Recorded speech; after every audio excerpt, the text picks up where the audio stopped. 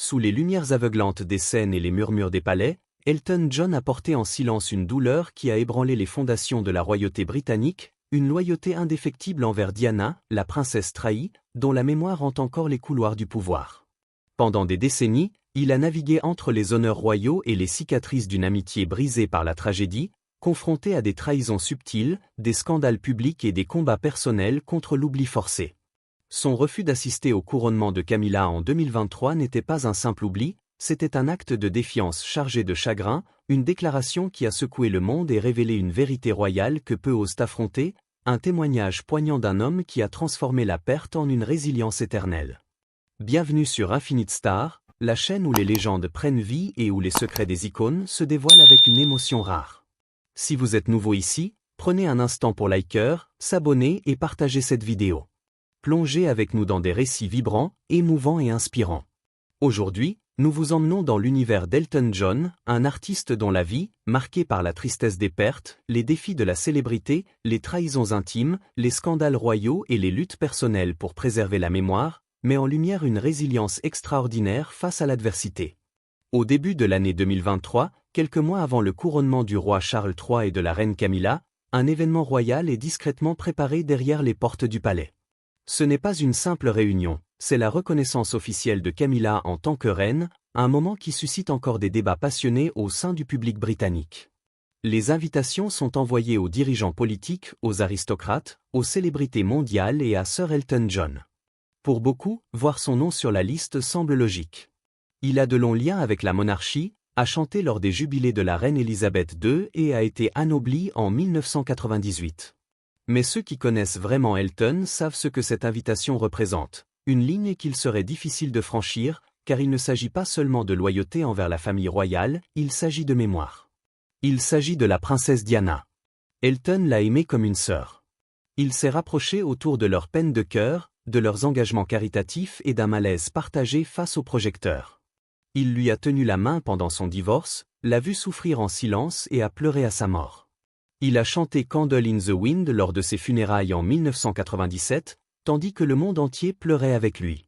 Cette performance brute et sans filtre a scellé sa position non pas comme courtisan royal, mais comme l'ami de Diana, son véritable ami. Alors, lorsque cette enveloppe dorée arrive chez Elton à Windsor, ce n'est pas un simple choix. Assister signifie reconnaître publiquement Camilla, la femme que beaucoup voient encore comme le symbole de la douleur de Diana. Cela revient à soutenir un chapitre qu'elle n'a jamais totalement accepté. Refuser, en revanche, représente une rupture claire, une déclaration silencieuse mais suffisamment forte pour être entendue. Pendant des semaines, il ne dit rien. Les médias spéculent, les amis chuchotent. Mais le jour venu, Elton brille par son absence, et soudain, cette absence devient le gros titre. Pourquoi Elton n'est-il pas venu? Était-ce pour Diana? Les tensions refont surface. Les commentateurs royaux parlent d'un manque de respect, mais d'autres comprennent. Pour Elton, il ne s'agit pas de cérémonie, il s'agit de conscience.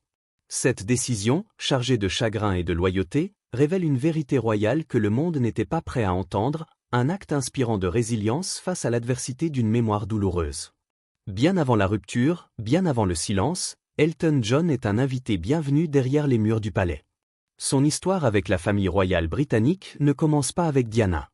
Elle remonte aux années 1970, lorsque la princesse Margaret l'invite à dîner au palais de Kensington. Elle est vive, rebelle et connue pour son amour des musiciens. Ce soir-là marque le début d'un lien étrange et délicat entre une icône pop et une lignée de monarques. En 1981, il est déjà devenu une sorte d'habitué royal. Cette année-là, il est invité à se produire pour le 21e anniversaire du prince Andrew au château de Windsor. Lorsque Elton arrive, s'attendant à une réception formelle, il découvre au contraire une fête disco animée. Il danse avec la princesse Anne. Il danse avec la reine Elisabeth II qui, serrant son sac à main, se balance sur Rock Around the Clock. Plus tard, dans ses mémoires, Elton admet qu'il a essayé d'agir comme si tout cela était parfaitement normal, mais ce ne l'est pas pour un garçon qui a grandi dans une petite maison à Piney, obsédé par les disques américains et les touches de piano. Malgré l'éclat de ces moments, la relation d'Elton avec la monarchie n'est pas toujours flatteuse. Lors d'une visite au château de Windsor, le prince Philippe jette un coup d'œil à l'Aston Martin jaune vif d'Elton et lui dit crûment « Débarrassez-vous-en. Cela vous fait passer pour un idiot. » Elton rit, mais il n'oublie jamais le ton. Même la reine-mère, dans ces dernières années, partage un repas privé avec Elton à Windsor et insiste pour danser sur une vieille chanson à boire irlandaise, Slattery's Mounted Foot. Elton se prête au jeu, amusé mais bien conscient qu'il reste l'étranger, l'amuseur, toujours accueilli mais jamais vraiment des leurs. Son moment préféré, toutefois, survient lors d'un anniversaire royal lorsqu'il surprend la reine Elisabeth II en train de réprimander légèrement son neveu, le vicomte Linley. Quand la reine lui donne une petite tape sur la joue et lui dit « Ne discute pas avec moi, je suis la reine ». Elle se tourne vers Elton et lui fait un clin d'œil. Il n'oublie jamais ce clin d'œil. C'était un bref aperçu de qui elle était derrière son titre, drôle, autoritaire, humaine. Au fil des années, Elton se produit lors de 3 de ses jubilés. En 1997, elle le fait commandeur de l'Ordre de l'Empire britannique. En 1998, elle l'anoblit, quelques mois seulement après la mort de Diana. Et c'est là que les choses changent. Car malgré les honneurs, malgré les apparitions, la relation d'Elton avec The Firm, surtout après l'ère Diana, commence à se refroidir. Il n'est pas en colère, il n'est pas amer, mais il observe attentivement. Lorsque Harry et Meghan quittent la vie royale en 2020, Elton est parmi les rares à leur apporter un soutien discret en coulisses. Quand ils sont critiqués par les tabloïds pour avoir utilisé un jet privé, Elton les défend publiquement, affirmant avoir fourni lui-même l'avion pour leur sécurité et en mémoire de Diana qui avait été harcelée par la presse de la même manière. Ce ne sont pas de simples gestes, c'est des signaux non pas adressés au monde mais aux personnes à l'intérieur du palais qui savent où la loyauté d'Elton a toujours réellement reposé. Cette danse avec la couronne, entre glamour et tension, illustre une résilience face aux défis de la proximité royale et un triomphe dans la préservation d'une authenticité personnelle.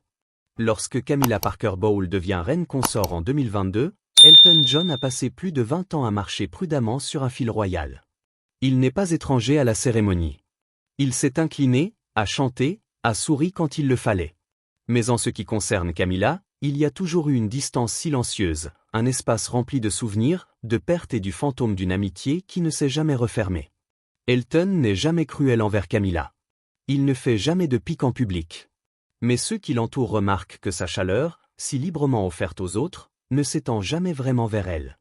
Il y a des sourires mais pas d'affection, de la conversation mais jamais de proximité. Poli, mesuré, distant. Ce n'est pas de la haine, c'est quelque chose de plus difficile à définir. En partie, la raison est Diana. Elton a vu Diana souffrir non seulement à cause des médias, mais aussi à cause de la froide mécanique de la vie royale. Et au centre de cette douleur, qu'on le veuille ou non, se trouve Camilla. Diana a un jour déclaré lors de sa célèbre interview Panorama en 1995, « Nous étions 3 dans ce mariage, donc c'était un peu trop. » La troisième personne, c'était Camilla. Cette phrase n'est pas qu'une citation, c'est une cicatrice, et Elton s'en souvient. Il se souvient de Diana pleurant au téléphone lors de leurs appels nocturnes. Il se souvient de son isolement, et il se souvient que même après le divorce, l'institution ne l'a jamais vraiment accueilli jusqu'à ce que sa mort force le monde à le faire. Elton ne peut pas l'oublier.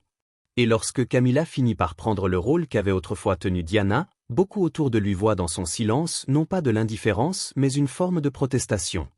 Pourtant, Elton tente de maintenir une neutralité publique. Même en 2005, quand Charles et Camilla se marient enfin au Guildhall de Windsor, Elton garde un profil bas, mais il ne célèbre jamais l'union, ni dans des interviews, ni par écrit, et à huis clos, il a sa propre façon de tracer la ligne. En 2023, lors d'un entretien avec Variety, Elton fait une remarque qui fait hausser des sourcils. En évoquant son partenariat civil avec David Furnish en 2005, il souligne que cela s'est déroulé exactement au même endroit que le mariage de Charles et Camilla. Puis il ajoute avec ironie, « Nous avions une plus grande foule. » Pour certains, ce n'est qu'une plaisanterie, mais pour d'autres, en particulier ceux à l'intérieur du palais, cela résonne comme une piqûre discrète. Un rappel qu'on n'a pas oublié à qui allait en premier sa loyauté. Les chroniqueurs royaux répliquent, Rebecca English du Daily Mail affirme que la rue devant Guildhall avait été bondée comme des sardines le jour du mariage de Charles et Camilla. Mais le mal est fait. Elton a parlé non par malveillance, mais par mémoire. Cette distance, cette loyauté mise à l'épreuve, illustre une résilience face aux trahisons implicites de la royauté et un triomphe personnel dans la préservation d'une vérité émouvante. Pendant des années, s'il y a une figure de la famille royale à laquelle Elton John semble indéfectiblement loyal, c'est bien le prince Harry. Leur lien est forgé dans le deuil. Elton a réconforté le jeune prince après la mort de Diana, chanté à ses funérailles et est resté proche alors que Harry entre dans l'âge adulte. Quand Harry épouse Meghan Markle en 2018, Elton se tient à leur côté, discrètement mais fermement. C'est pourquoi en 2019, lorsque The Daily Mail commence à publier en feuilleton l'autobiographie d'Elton, personne ne s'attend à ce que cela cause un problème. Mais c'est le cas. Selon les propres mots du prince Harry dans ses mémoires Spare, cette décision l'a profondément bouleversé. Alors qu'il séjourne chez Elton dans le sud de la France, Harry le confronte. Le même journal qui avait harcelé Diana, qui avait multiplié les histoires sur Meghan, profite désormais du récit de la vie d'Elton. Pour Harry, cela ressemble à une trahison. La réponse d'Elton est sèche. Il dit qu'il veut que les gens lisent son livre. C'est tout. Pas d'excuses, pas de rétractation. Harry abandonne le sujet. Il ne veut pas gâcher les vacances, mais quelque chose a changé. En coulisses, leur relation se refroidit. Moins d'apparitions ensemble, moins de projets communs. Dans la presse, les rumeurs commencent. Elton a-t-il tourné le dos au Sussex? Et la vérité, comme toujours, est plus compliquée. Alors Harry voit dans le Daily Mail un symbole de douleur et de destruction, Elton y voit une plateforme, une qu'il peut utiliser à ses propres conditions. Pendant des années, il s'est battu avec la presse britannique, les a poursuivis en justice, a pris la parole. Il n'a plus rien à prouver, mais surtout son silence lors du couronnement, cette absence qui résonne plus fort que n'importe quelle interview, suffit à prouver que ses valeurs n'ont pas changé. Si Elton avait réellement cherché les faveurs de la couronne, il aurait été là, applaudissant poliment tandis que Camilla était couronnée reine. Mais il n'y était pas. Il a choisi l'absence plutôt que l'allégance. Certains commentateurs royaux tentent de présenter cela comme un problème d'agenda. D'autres murmurent au sujet de la santé d'Elton. Après tout, il a récemment annoncé la fin de sa carrière de tournée. Mais les initiés savent. Le silence est volontaire, tout comme le choix de dire non à l'événement royal le plus important depuis des décennies. Et même si sa relation avec Harry a pu devenir tendue, Elton n'a jamais critiqué publiquement Harry ou Meghan. En fait, au plus fort de leur lynchage médiatique en 2019, il a été le seul personnage de premier plan à prendre leur défense, les protégeant des accusations d'hypocrisie concernant leur voyage privé. Pour soutenir l'engagement du prince Harry en faveur de l'environnement, écrit Elton, nous leur avons fourni un vol en jet privé afin de maintenir un haut niveau de sécurité. Il ajoute qu'il se sent obligé de les protéger par profond respect et admiration pour la mémoire de Diana. Cette loyauté mise à l'épreuve illustre une résilience face aux trahisons familiales et un triomphe dans la préservation d'une amitié au-delà des scandales. Lorsque Camilla est officiellement couronnée reine aux côtés du roi Charles III en mai 2023, cela doit représenter l'ultime chapitre d'une controverse vieille de plusieurs décennies. Un moment d'acceptation, un symbole de pardon. La presse qualifie l'événement d'historique voire de rédempteur. Mais pour beaucoup, y compris Elton John, cela signifie tout autre chose, une réécriture de l'histoire qui ne passe pas. Car peu importait l'élégance de Camilla en public, peu importait le nombre d'associations qu'elle soutient désormais ou les discours qu'elle prononce sur les violences domestiques ou l'alphabétisation, il reste une réalité indicible. Cette place avait autrefois été celle de Diana, et elle lui avait été prise. Cette vérité n'a pas besoin d'être criée. Elton n'écrit jamais de chansons à ce sujet. Il ne passe pas dans des talk-shows pour se plaindre. Il n'en a pas besoin. Les gestes les plus puissants qu'il ait jamais faits pour Diana ont toujours été silencieux. Et sans doute, rien n'a plus de résonance que son refus d'assister au couronnement de Camilla. Pour beaucoup de ceux qui ont grandi en suivant la vie de Diana dans les tabloïds, à la télévision, dans les gros titres nocturnes, son histoire ne s'est pas terminée en 1997. Elle vit dans ses enfants, dans la manière dont la monarchie est scrutée, et dans le fait même que l'ascension de Camilla a été contestée si longtemps. Elton le sait, il l'a vécu. Il a vu de ses propres yeux l'isolement, les intrigues derrière les murs du palais, l'effritement lent et public d'une femme qui n'avait jamais été faite pour ce monde. Pour Elton, l'ascension de Camilla ne relève pas seulement des titres royaux. Elle concerne la mémoire et de quelle mémoire la monarchie veut que le monde se souvienne. Oui, Camilla a été intégrée au sein de la famille royale.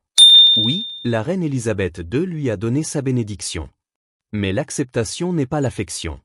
Le public s'est peut-être adouci, mais il n'a pas oublié. Et Elton, à sa manière discrète, rappelle à tous que certaines cicatrices restent plus profondes que le temps. Même des décennies plus tard, la douleur demeure dans une plaisanterie désinvolte sur la taille d'une foule, dans une invitation déclinée, dans un regard qui ne s'est jamais réchauffé. Elton n'est pas mesquin. Il se souvient. Il se souvient de cette femme qui lui a confié se sentir comme une menace pour sa propre famille, de cette femme qui se tenait à quelques pas du trône mais qui s'est toujours sentie invisible. Ses gestes sont un miroir tendu à une nation cherchant à avancer tout en refusant d'affronter son passé. Et dans ce miroir, le fantôme de Diana se dresse, refusant d'être effacé du cadre. Il est facile d'appeler cela de l'amertume. Certains l'ont fait, d'autres y voient ce que c'est réellement, de la loyauté gardée intacte pendant plus de 25 ans. Un refus de réécrire une histoire qui s'est terminée dans un tunnel à Paris. Au final, Elton n'a pas besoin de s'exprimer contre Camilla. Son silence parle plus fort, et dans ce silence, la mémoire de Diana reste intacte, exactement comme il le veut. Pour Elton John, la mémoire n'a jamais été passive. Ce n'est pas quelque chose que l'on range dans des photos ou que l'on archive dans la musique. Elle se vit, elle se porte. Et depuis la mort de Diana, elle a façonné presque chacune de ses décisions concernant la monarchie. Car ce qui lui est arrivé n'était pas seulement tragique, c'était évitable. Et c'est une vérité qu'il n'a jamais pu oublier. Dans les décennies qui ont suivi l'accident dans le tunnel du pont de l'Alma, les enquêtes officielles se sont succédé. On a accusé les paparazzi, puis le chauffeur. Le public a pleuré, les gros titres ont disparu. Mais pour Elton, qui a été témoin du tourment qu'elle a enduré de son vivant, il reste toujours une colère plus profonde. La conscience que le destin de Diana n'a pas été scellé en un seul instant, mais au fil d'années de négligence, de rejet et de cruauté déguisée en devoir. Il l'a vu lutter contre la boulimie. Il l'a entendu décrire son sentiment d'être étrangère au sein de sa propre famille, et il a constaté l'impact que cela a eu sur son esprit. Elle n'était pas parfaite. Elton n'a jamais prétendu qu'elle l'était. Mais elle était vraie, brute, vulnérable d'une manière à laquelle peu dans ce monde-là avaient droit. Et le prix de cette vulnérabilité, croyait-il, fut sa vie. Alors, quand le même système qui l'avait jadis écarté se pare aujourd'hui de toute sa splendeur pour couronner la femme qui avait toujours plané à la lisière du malheur de Diana, Elton ne peut applaudir. Il ne peut chanter. Il ne peut faire semblant que le temps a guéri ce que l'histoire refuse d'admettre. Il reste chez lui, et ce faisant, il envoie un message qui n'a pas besoin de micro. Car son silence ne concerne pas seulement Camilla, pas entièrement. Il s'agit de la manière dont l'histoire de Diana a été peu à peu adoucie, remodelée, réemballée comme un souvenir malheureux mais lointain. Elton résiste à cela. Pour lui, sa douleur n'est pas un vieux chapitre. C'est la colonne vertébrale de tout le livre. Et si d'autres sont prêts à tourner la page, lui ne l'est pas. Pas de cette façon. Sa décision de décliner le couronnement n'est pas un rejet de la tradition, c'est un rejet de la mémoire sélective, un refus silencieux de se tenir sous une couronne qui avait autrefois pesé si lourdement sur quelqu'un qu'il aimait. Et le moment ne pouvait être plus symbolique. Il prend cette décision la même année où il conclut sa dernière tournée d'adieu. Après plus de 50 ans sous les projecteurs, il tire le rideau sur sa propre vie publique. Et pourtant, même dans ses derniers actes, il continue de la protéger. Elton John n'a jamais prétendu être un rebelle royal. Il n'en a jamais eu besoin. Mais par le simple acte d'absence, d'omission, il a fait ce que peu osent, souvenir du passé sans l'aseptiser. Alors qu'il avance doucement vers le crépuscule de sa vie, son héritage en tant que musicien est indéniable. Mais son héritage en tant que témoin, en tant qu'homme qui a refusé de réécrire la douleur, pourrait être tout aussi important. Car parfois, la manière la plus puissante d'honorer quelqu'un est de ne jamais laisser le monde oublier ce qu'il lui a fait. Pensez-vous qu'Elton John a eu raison de décliner l'invitation ou était-il temps de laisser le passé derrière soi? Dites-le nous dans les commentaires et n'oubliez pas d'aimer, de partager et de vous abonner pour découvrir d'autres histoires inédites derrière les portes du palais.